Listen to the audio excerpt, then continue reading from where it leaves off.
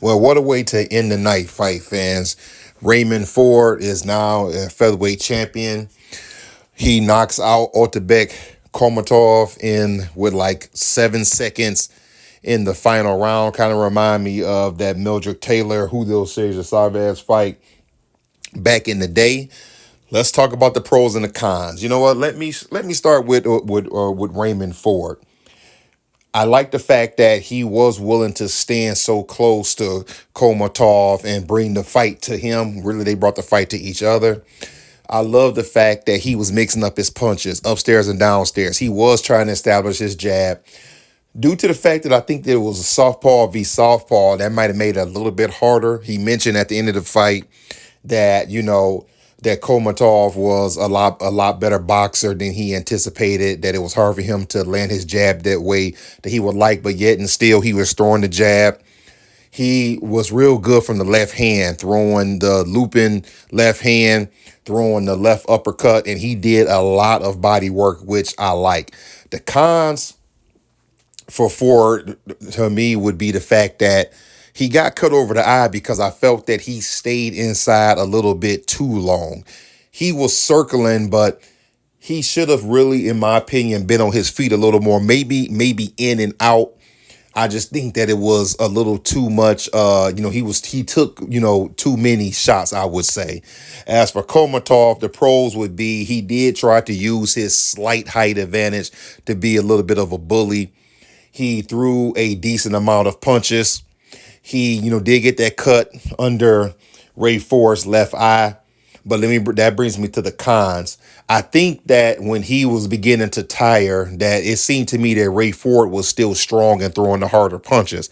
To me, he should have been using his boxing skills to stay out of harm's way, but yet and still he stayed in the pocket. And I noticed that his lead foot was way inside. Like sometimes it seemed like it was almost between Ray Ford's legs, which means that it was easier for him to throw left hooks. I think that he should have maybe been more on the outside and, maybe had the ankles more at his advantage, if you understand what I'm saying.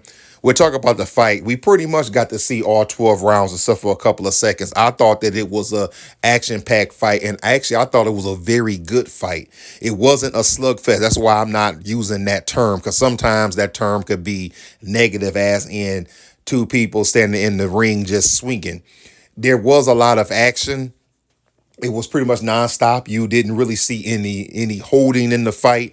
I thought it was a very good technical fight with a lot of action. See, a lot of times, fight fans, that's what we want to see when we say we want to see action fight. We want to see men and women in the ring throwing punches, not throwing them wild, but throwing enough punches to keep us entertained and to keep the fight going. Each man threw hard punches. Each man, had his game plan. Each man had his idea of how he wanted the fight to go and maybe how he wanted the fight to end. It seems that Komatov was up on the cards. I think I heard one of the commentators say after the fight that he was up 106 to 103. So really, this was more of a must.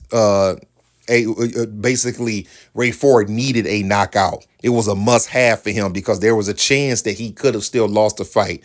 The fight could have been a draw, but he also could have lost the fight. Now, I would have been very interested to see what happened if they would have made it those last 7-8 seconds to see what the judges had. Did they have Ray Ford coming back to winning the fight? Did they have it a draw? Did they have Komatov by majority decision, split decision, or if they just had him winning the fight?